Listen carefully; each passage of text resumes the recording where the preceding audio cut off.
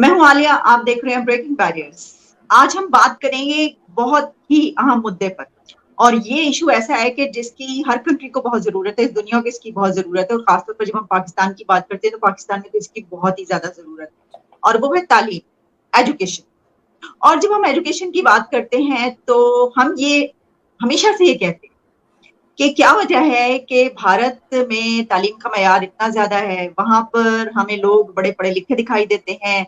यानी ये कि वहां पे एजुकेशन सिस्टम क्या बहुत अच्छा है।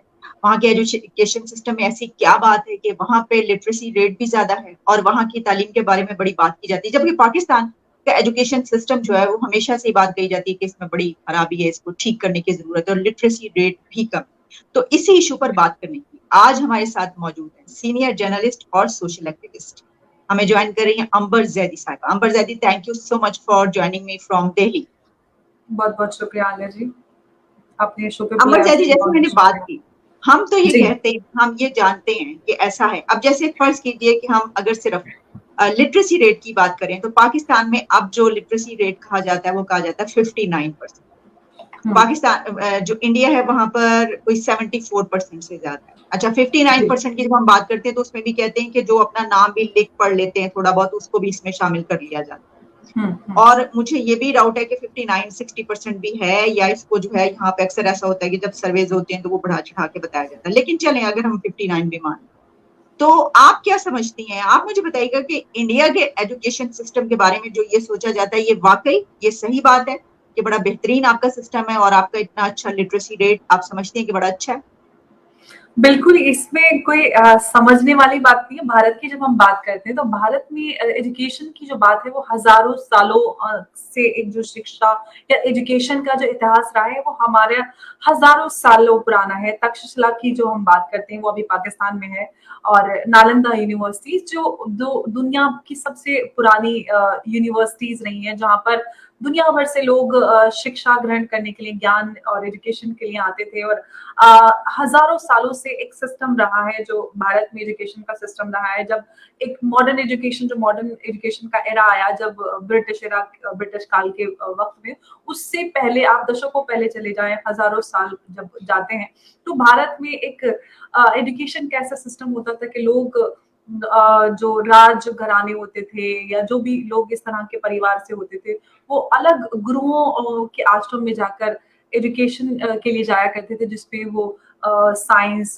मैथ्स और इस तरह के सब्जेक्ट्स हुए, पॉलिटिक्स हुआ और अर्थशास्त्र हुआ, इस तरह की चीजें वो गुरुओं के आश्रम में जाकर हर तरह के धर्म से दूर रहकर एजुकेशन हासिल करते थे और गुरुओं से ज्ञान हासिल करते थे। फिर धीरे धीरे मॉडर्न एजुकेशन का एरा आया ब्रिटिश काल में, जिसमें हमने देखा कि यूनिवर्सिटीज, कॉलेजेस बनी। मॉडर्न एजुकेशन की जो बात करते हैं, भारत में जब स्कूल्स की बात होती है तो हमारे यहाँ 1.5 मिलियन से भी ज्यादा स्कूल्स है और 8-8.5 मिलियन से भी ज्यादा स्कूल टीचर्स हैं।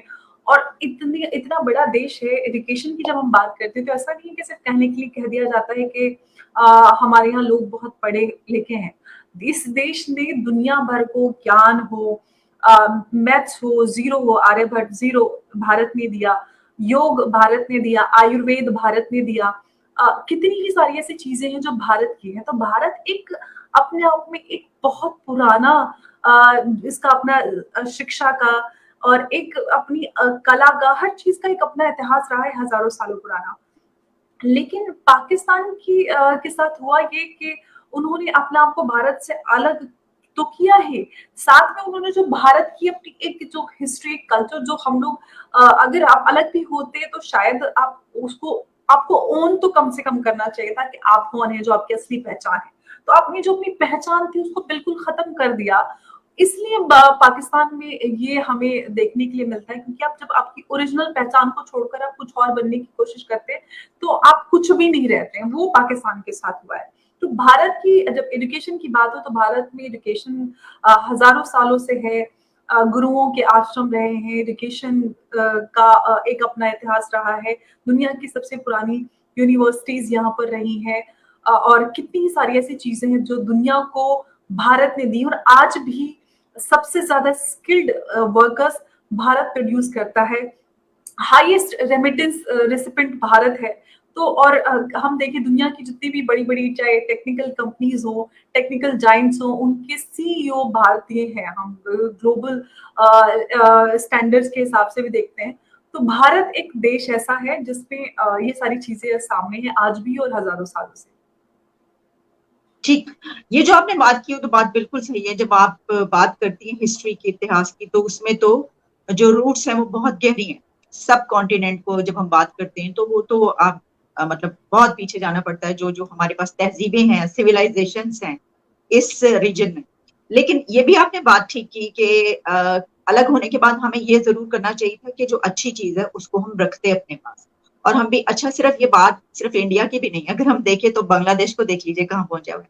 दूसरे जो कंट्रीज उसमें भी देखिए तो कुछ ना कुछ जो हमारी जो गलतियां जिस तरह की हमारी दहशतगर्दी के साथ खास तौर पर सबसे बड़ा जिसने डैमेज किया इस मुल्क को, उसमें हम देख रहे हैं कि किस तरह हम जुटे रहे कुछ ऐसे इश्यूज के साथ जो कि असल में जो है वो उसमें हमें नहीं पढ़ना चाहिए था, या ये कि उनकी वजह से हम बहुत पीछे रह गए। अच्छा, मुझे बताइए कि जिस तरह आपने अभी बात की साइंस एंड टेक्नोलॉजी की, और आपने कहा कि बहुत हम ये देखते हैं कि जो आपने कहा स्किलफुल वर्कर्स हैं वो पूरी दुनिया में बहुत ज्यादा है वहां से। तो आप ये समझती हैं कि जो साइंस और टेक्नोलॉजी है उसमें आपका क्या किस तरीके से आप ये समझती हैं कि आप पिछले अगर 20-30 ईयर्स ले लें हम, तो कैसे इंडिया साइंस एंड टेक्नोलॉजी में इतना आगे गया? क्या कोई एक फार्मूला या कौन सी हुकूमत ने सबसे ज्यादा काम किया, फिर ये कि आप किसको ये कहेंगी कि ये इस वजह से हुआ? देखिए मैं तो किसी पॉलिटिकल पार्टी की नहीं बात कर रही हूँ, मैं अपने देश की बात कर रही हूँ और हमारे देश का इतिहास है हज़ारों सालों पुराना और हमारा एजुकेशन पे एक फोकस होता है। यूनिवर्सिटीज़ हमारे यहाँ है करोड़ों की संख्या में, लाखों एजुकेशन अलग-अलग इंस्टीट्यूट्स हैं और इतने ही सारे स्कूल, कॉलेजेस, टीचर्स, स्टूडेंट्स इतने सारे हैं। गवर्नमेंट्स अब टेक्नोलॉजी की बात करें तो काफ़ी समय से हमारे देश में टेक्नोलॉजी पे काम होता आया है, चाहे आप स्पेस टेक्नोलॉजी की बात करें, आईटी सेक्टर की बात करें, मेडिकल की बात करें, मेडिकल की भी अगर आप बात करते हैं तो अलग-अलग देशों से हमारे यहाँ इलाज कराने के लिए लोग आते हैं। आप पड़ोसी मुल्कों की बात करें या और भी वेस्टर्न कंट्रीज की बात करें तो हमारे यहाँ इलाज कराने के लिए लोग आते हैं। तो हमारी एक टेक्नोलॉजी, एक्सपेरिमेंट, साइंस इन सारी चीज़ों को लेकर, रिसर्च को लेकर गवर्नमेंट काफ़ी सपोर्ट करती है और लोग भी इनफैक्ट फैमिलीज़ भी बच्चों के एजुकेशन पे काफ़ी ध्यान देते हैं। तो एजुकेशन को लेके अभियान चलाए जाते हैं, सपोर्ट होता है, लेकिन ऐसा नहीं है कि सब कुछ बहुत परफेक्ट है।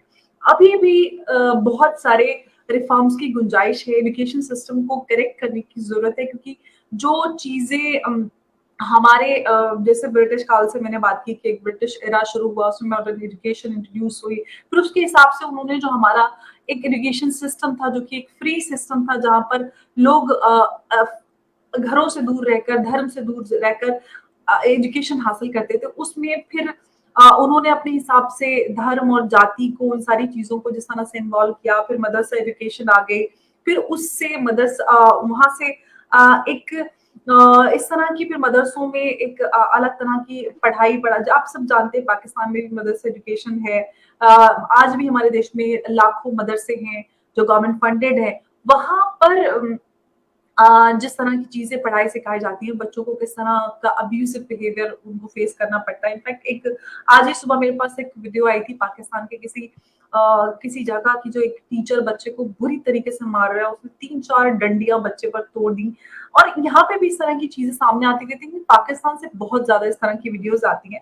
मैं ऐसा नहीं कि मैं पाकिस्तान को कुछ छोटा दिखाने की कोशिश कर रही हूँ। मेरा पॉइंट ये है कि जो भारत और पाकिस्तान एक ही उससे पाकिस्तान भारत से ही निकला है। तो जब हम मदरसा एजुकेशन की बात करते हैं या इस तरह की चीजें जो एजुकेशन में आ गई, हम एजुकेशन को जब देखते हैं जो धर्म और जाति से ऊपर होता है, लेकिन धीरे-धीरे जिस तरह से धर्म और अंग्रेजों के समय में जिस तरह से ये सारी चीजें डेवलप हुई, मदरसा एजुकेशन और सारी चीजें, वहां से एजुकेशन में धर्म को डाल दिया गया और किस तरह से लोगों को उन एजुकेशनल इंस्टीट्यूशन से ब्रेन वॉश करके फॉर पॉलिटिकल गेन एक पॉलिटिकली मोटिवेटेड आपने करिकुलम बनाया ताकि आप लॉन्ग रन में किस तरह से लोगों के ब्रेन्स को कंट्रोल कर सके। तो ये जो हम पूरे अगर सब कॉन्टिनेंट के लिए देखें क्योंकि भारत से पाकिस्तान और बांग्लादेश निकले, ओरिजिनली जो इंडिया था, तो वो सारी चीजें आज भी हैं और हमें अगर खास तौर से भारत की करूँ, पाकिस्तान में तो सिचुएशन वर्स्ट हो गई है, लेकिन हमारे यहाँ जो चीजें हैं, आप चाहे हम मदरसों की बात करें, जो देवबंद है भारत में, वो ओरिजिनेट हुआ, फिर पाकिस्तान में भी है, दोनों का करिकुलम एक ही तरह की चीजें पढ़ाई जाती हैं।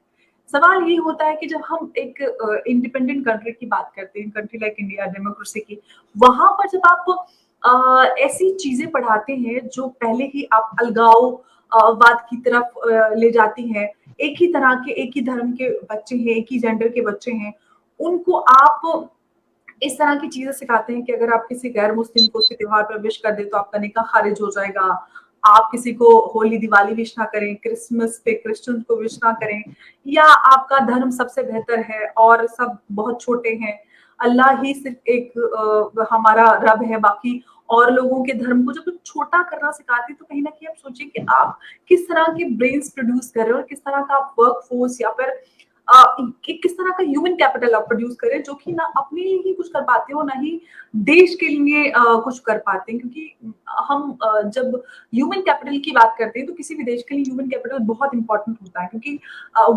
हम ही अपने देश को कहीं आगे लेके जाते हैं। तो ये बहुत खतरनाक है। जो मैं मदरसों की बात करती हूँ भारत में, वो गवर्नमेंट फंडेड होते हैं, गवर्नमेंट बहुत बड़ा फंड इन मदरसों को देती है, और साथ ही साथ जो ज़कात भी मदरसों को आती है, फॉरेन फंडिंग भी होती है, लेकिन उसका इस्तेमाल क्या हो रहा है, वो नीलबटे सन्नाटा है। तो आजकल इसको लेकर हमारे यहाँ आवाजें उठनी भी बहुत तेज हो गई, हालांकि काफी पहले से बहुत सारे लोगों ने आवाज उठाई है कि मदरसा एजुकेशन में सुधार हो, या फिर मदरसा एजुकेशन की जरूरत ही क्या है आज के दौर में, जब हमारा कॉन्स्टिट्यूशन हर बच्चे को समान एजुकेशन की, समान शिक्षा का अधिकार देता है। बिल्कुल, आई अग्री विद यू अंबर जैदी, जो आप ये बात कर रही हैं कि हम तो खुद इस पे जो है वो तनकीद करते हैं कि हमारे करिकुलम को, हमारे सिलेबस को ये तब्दील होने की बहुत ज्यादा जरूरत है। जी लेकिन अगर हम आइडियोलॉजी से हटकर, वो तो हम बात करते हैं, बल्कि हमने तो इसके पे बात की, अभी जो प्रीवियस गवर्नमेंट थी उसने तो ये तक किया कि ये पता चला, खबर आई थी कि जो हमारी साइंस की किताबें हैं उसके अंदर, क्योंकि करिकुलम बनाने वालों में और सिलेबस बनाने वालों में बहुत ज्यादा मुल्ला माइंडसेट मौजूद है, तो उन्होंने जो साइंस की किताबों में तस्वीरें थी, जो डायग्राम्स होती हैं, उनको उन्होंने कपड़े पहना दिए। अब आप सोच सकती हैं कि भाई वो इसी से अंदाजा कर सकती हैं क्या हालात है यहाँ पर। तो फिर उसके बाद उसको ठीक, जब एक बहुत ज्यादा हंगामा हुआ और उसके बाद बात होना शुरू हो गई, मुझे याद है कि मैंने इसके ऊपर प्रोग्राम किया था जिस वक्त ये चीज सामने आई थी, और डॉक्टर परवेज खुद भाई मेरे प्रोग्राम में आए थे और उन्होंने ये बात बताई थी, और उन्होंने उसको एक्सप्लेन किया था कि किस तरीके से आप डायग्राम्स को कैसे आप पर्दा करवा सकते हैं और कैसे आप उसको जो है वो कपड़े पहना सकते हैं। फिर उसके बाद उसको ठीक किया गया, फिर गवर्नमेंट ने कहा कि नहीं ऐसी कोई बात। तो यहाँ पे तो ये सिलसिले भी चलते रहते हैं, ये बात तो अपनी जगह पर ठीक है। लेकिन हम क्योंकि इस वक्त ये बात कर रहे हैं कि क्या मतलब जो एजुकेशन सिस्टम है उसमें ऐसी क्या चीज है कि जिसकी वजह से मसलन हमारे पाकिस्तान में करोड़ों बच्चे ऐसे हैं कि जो प्राइमरी लेवल में यानी स्कूल ही नहीं जा पाते। तो मैं पूछना चाहूंगी कि इस लेवल पर आपके कंट्री में क्या सिचुएशन है एजुकेशन? देखिए, मैं बात करूं, अगर हमारे यहाँ अभी एजुकेशन को लेकर काफी पिछले सरकारों में बहुत काम हुआ है, जो गवर्नमेंट स्कूल्स हैं बहुत सारे हैं, लेकिन हमारा ये है कि हमारा देश बहुत बड़ा है और सिस्टम में बहुत ज्यादा सुधार की जरूरत है। जो हमारे यहाँ सिस्टम को बिगाड़ा गया इतने सालों से, अंग्रेज आए, उन्होंने हमारे पूरे कल्चर को, जो हमारे एजुकेशन सिस्टम था उसको बर्बाद किया। उन्होंने अपनी पॉलिटिकली जो उनके इंटेंशंस थी, या वो जो चाहते थे किस तरह से लोगों को, किस तरह से उनको अगली जनरेशंस को तैयार किया जाए, किस तरह के ब्रेन्स प्रोड्यूस किए जाए, उसके हिसाब से जो चीजें थी, अब उन सारी चीजों में धीरे धीरे बदलाव आ रहे हैं। नई एजुकेशन पॉलिसी लॉन्च हुई, सरकारी स्कूलों को सुधारा जा रहा है, उनके स्टैंडर्ड्स को सुधारा जा रहा है। लेकिन ये है कि प्राइवेटाइजेशन भी एजुकेशन का बहुत हो गया है, एजुकेशन बहुत महंगी है, लेकिन सरकारी स्कूलों के हालात बहुत बेहतर हुए हैं। बच्चे, वो लोग जो पहले ऐसे होता था कि सब प्राइवेट स्कूल बहुत वेल फैसिलिटेटेड, वेल इक्विप्ड होते थे, तो लोग वहां पर जाते थे, और धीरे धीरे सरकारी स्कूल खाली हो गए थे। अब वहां पर क्योंकि इंफ्रास्ट्रक्चर काफी बेहतर किया जा रहा है, टीचर्स, बच्चे वहां पर जाने शुरू हो गए हैं, लोग भी मोटिवेट कर रहे हैं कि आप गवर्नमेंट स्कूल्स में बच्चों को डालें, जो गवर्नमेंट ऑफिसर्स हैं वो अपने बच्चों को स्कूल्स में भेजें, तो कहीं ना कहीं मोटिवेशन मिल रही है। और मिड डे मील जैसे प्रोग्राम्स है, बहुत सारी ऐसी चीजें हैं जिससे एक आम आदमी, गरीब जो बच्चे को प्राइवेट एजुकेशन में नहीं डाल सकता, या एक private education, modern education afford नहीं करता, तो अब सरकार की तरफ से इस तरह के एजुकेशन के, फ्री एजुकेशन के बहुत सारे ऐसे प्रोग्राम हैं जो कि सहूलत देते हैं एक गरीब इंसान को बच्चों के एजुकेशन प्रोवाइड करने के लिए। तो मतलब ये कि जाहिर है कि यहाँ पे एक तो ये कि पॉपुलेशन बहुत ज्यादा है, बड़ा मुल्क है, तो वहां पर भी ये प्रॉब्लम तो है किसी हद तक के बहुत सारे ऐसे बड़ी तादाद होगी बच्चों की जो कि स्कूल जो है वो नहीं जा पाते। लेकिन जी बिल्कुल, इसमें एक और सवाल लेकिन है। जी जी जी, आप प्लीज कंप्लीट मैं कर ये दीजिए। कहती हूँ कि देखिए है, लेकिन हमारे एजुकेशन पे काम बहुत ज्यादा होता है। गवर्नमेंट काम करती है, गवर्नमेंट स्कूल्स हैं, प्राइवेट स्कूल्स हैं, प्राइवेट स्कूल्स भी जो गरीब बच्चे हैं उनके लिए इस तरह के प्रोग्राम्स देती हैं कि एक शिफ्ट में गरीब बच्चों को जो अफोर्ड नहीं कर सकते उनके लिए कुछ सीट्स देती हैं, कुछ शिफ्ट चलाती हैं, एनजीओज करती हैं काम। तो एजुकेशन के लिए हमारे काम बहुत किया जाता है। ठीक। प्राइमरी फोकस एजुकेशन रहता है, लेकिन स्टिल जितनी बड़ी कंट्री है उसमें अभी भी हमारे यहाँ काम की बहुत गुंजाइश है और आगे एजुकेशन को लेकर काम हो रहा है। ठीक है, एक सवाल, एक यहाँ पर और इशू जिस पे बड़ी बात की जाती है बहुत, उसके पर तो बड़े जोक्स भी बने, वो ये है कि कहते हैं कि इंडिया का तो बच्चा बच्चा अंग्रेजी बोलता है, वहां पे तो जो है वो इंग्लिश है, उसका स्टैंडर्ड बहुत हाई है। ऐसा क्यों है कि वहां पे अगर आप कोई आम, आप कह लें कोई फरोख्त करने वाली कोई चीज, कोई बाहर भी जो है वो अपना ठेला लगा के खड़ा है, तो उससे भी जब हम मतलब देखते हैं ना टीवी पे नजर आती हैं ये सारी चीजें, तो पता चलता है कि वो भी भर पर अंग्रेजी बोल रहा है। लेकिन पाकिस्तान में ये बड़े मसाइल हैं, यानी ये कि पाकिस्तान में जो बड़े बैचलर्स मास्टर्स भी कर जाते हैं उनके लिए भी ये एक मसला रहता है। अच्छा, इस पे एक तो बड़ी वजह ये है कि काफी अरसे तक, अब एग्जैक्टली इस वक्त जो है किस क्लास से हम शुरू करते हैं, किस जमात से शुरू करते हैं अंग्रेजी पढ़ाना मुझे नहीं, लेकिन अभी कुछ अर्सा पहले तक जो ये था कि जनाब कोई, हम मेरा ख्याल है कि 5th क्लास से तो हम स्टार्ट करते थे इस तरीके से, मतलब काफी जो बड़ा हो जाता था बच्चा उस वक्त वो स्टार्ट करता था अंग्रेजी। तो आप क्या समझती हैं, आप इसका क्या जवाब देंगे कि इतनी क्या वजह समझती हैं आप, स्टार्ट से ही जो है उसको बिल्कुल हिंदी की तरह इंग्लिश भी बिल्कुल इस तरह पढ़ाई जाती है कि जैसे वो घर की जुबान है? देखिए, किसी भी लैंग्वेज को बोलने के लिए, लैंग्वेज को मैं कोई इतना ज्यादा नहीं, लैंग्वेज इंग्लिश हो, हिंदी हो या कोई और भी हो, लैंग्वेज इज जस्ट लैंग्वेज। लेकिन हमारे अगर हम जिस तरह से मैंने कहा कि हमारे स्कूल्स बहुत सारे हैं, स्कूल अलग अलग हैं, बोर्ड्स हैं, और वहां पर टीचर्स और पेरेंट्स, क्योंकि पेरेंट्स भी पढ़े लिखे इंग्लिश स्पीकिंग है, टीचर्स और स्कूल में बच्चे सब लोग बोलते हैं, वो इंग्लिश मीडियम में पढ़ाई करते हैं, तो बच्चों के लिए वो माहौल ऑटोमेटिकली तैयार हो जाता है। और जब आप शहरों में रहते हैं तो वहां पर जैसे दुकानदारों की आप बात कर रहे हैं, फिर जब आप देखते हैं कि आपसे जो खरीद फरोख्त नहीं, के अब लिए आप sorry to interrupt you, English mediums में तो यहाँ पे भी है, वो तो जो जो लोग इंग्लिश मीडियम में पढ़ते हैं वो तो ठीक है, उनकी तो इंग्लिश ठीक होती है, लेकिन मैं बात कर रही हूँ कि एक बहुत बड़ा गैप है ना, यानी हम देखते हैं कि वहां पे जो आम सरकारी स्कूलों से जो पढ़े हुए नजर आते हैं कि नहीं इसने तो प्राइवेट स्कूल से नहीं पढ़ा होगा इसने किसी, लेकिन उसको उसकी भी ठीक है। तो शायद इसकी एक ये भी वजह है कि एक तो ये कि आपके मुल्क में बहुत ज्यादा लैंग्वेजेस हैं, मतलब हर कुछ माइल्स के बाद आपकी लैंग्वेज चेंज होती है, तो आपके अंदर इनबिल्ट ये है कि आपको अडॉप्ट करना मुश्किल नहीं होता, क्या ये वजह हो सकती है? मैं अपनी तरफ से देखिए, एक बात करूं। एक तो हमारे यहाँ अंग्रेजी बच्चों को नर्सरी, प्री नर्सरी से ही सिखाना शुरू कर देते हैं, ABCD बच्चों को घर में, और अब हिंदी मीडियम उतना ज्यादा या उर्दू मीडियम उतना रह नहीं गया है, ज्यादातर लोग अंग्रेजी मीडियम में ही बच्चे पढ़ाई करते हैं। और जो लोग और दूसरी लैंग्वेजेस में भी पढ़ाई करते हैं तो English as subject nursery KG से ही वो पढ़ते आ रहे होते हैं, तो उनकी इतनी तो होती है कि वो अब पढ़ और समझ सके और बोल सके। बहुत ज्यादा कोई फ्लुएंट ना हो वो एक अलग चीज है, बड़े होके थोड़ा और इम्प्रूव किया, उस पर काम किया तो वो अपने आप की अपने अपनी स्किल्स को, स्पीकिंग स्किल्स को इम्प्रूव कर लेते हैं। लेकिन ये एक सब्जेक्ट बचपन से वो पढ़ते समझते आते हैं, तो बोलने समझने में उतनी ज्यादा परेशानी उनको नहीं आती है। ठीक। अच्छा अंबर जैदी, आखिर में आखिरी सवाल, कोई ऐसा पॉइंट, कोई ऐसी बात जो आप समझती हो कि जो आपको भी ये लगता हो कि नहीं ये चीज कम है, हमारे जो एजुकेशन सिस्टम है ये अभी जो है ये ठीक करने वाली है, हमारे साथ ये प्रॉब्लम है, ऐसी कोई इशू है आपकी बताना चाहिए?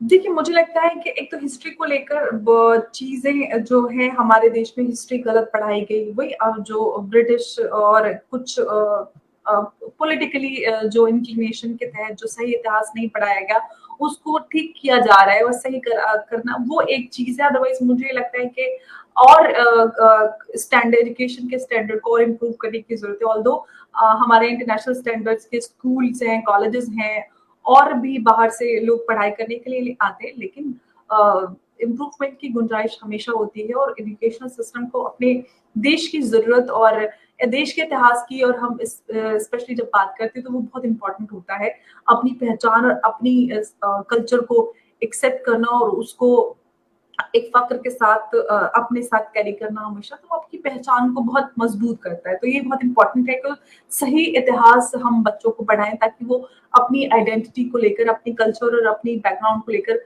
कॉन्फिडेंट महसूस कर सकें, सही इतिहास अपने देश का जान सकें कि हमारा देश, हम क्या है, हमने विश्व को, दुनिया को क्या दिया है। तो अब कहीं ये, क्योंकि अब तक सारी चीजें बच्चों को सही जानकारियां नहीं मिल पाई, तो एक ही चीज है जो मुझे लगता है कि और उसमें हिस्ट्री को लेकर चीजें ठीक करने की जरूरत है, जो करिकुलम में बच्चों को इंट्रोड्यूस की अच्छा, मुझे ना ये नहीं पता था, ये तो कि भारत में भी इतने ज्यादा मदरसे हैं, वहां पे भी यानी आपकी तरफ भी तो मदरसा रिफॉर्म्स वहां पे भी हो रही है? क्योंकि हमने तो बड़ी ये कहा कि जी मदरसा रिफॉर्म की जाए, ये की जाए, वो की जाए, काफी हमने कोशिशें की, यहाँ पे तो बड़े हम बोलते रहते हैं, बड़े मसाइल हैं, तो वहां पर भी ऐसे मसाइल? देखिए, मदरसों की जब बात होती है तो मदरसे भारत से ही निकले ना, पाकिस्तान से भारत से ही निकला है। हम जब भारत में मदरसों की बात करते हैं तो लाखों मदरसे हैं जिसको गवर्नमेंट फंड करती है, लेकिन मॉडर्नाइजेशन ऑफ मदरसा को लेकर सरकार काम कर रही है और बहुत ज्यादा काम भी हुआ है। टीचर्स की लाइक उनके अपॉइंटमेंट्स को लेके, उनकी क्वालिटी को लेकर, और टेक्निकल एजुकेशन और उनकी मॉडर्न एजुकेशन और इन सारी चीज को लेकर बहुत ज्यादा काम हुआ है, ताकि अगेन जो हम ह्यूमन कैपिटल की बात कर रहे थे कि अगर आप सिर्फ और सिर्फ आप एक रिलीजियस एजुकेशन लेते हैं तो आप अपनी पर्सनल लाइफ में अपनी पर्सनल आप क्या कमाई कर पाते हैं, या अपने लिए किस तरह की चीजें, या अपने लिए किस तरह की क्वालिटी ऑफ लाइफ खुद को दे पाए, अपनी फैमिली को दे पाए, वो स्किल पे काम किया जा रहा है। उनकी टेक्निकल स्किल्स डेवलपमेंट और स्किल सेंटर्स, ये सारी चीजें हैं जो मदरसा एजुकेशन में इंट्रोड्यूस की गई हैं। ये सारी चीजें हैं जो कि अभी कुछ समय से कराई गई है मदरसा में। Thank you so much, Amber Zaidi, for your precious time. Thanks a lot. Thank you, Alia ji, for having me on your show. It was wonderful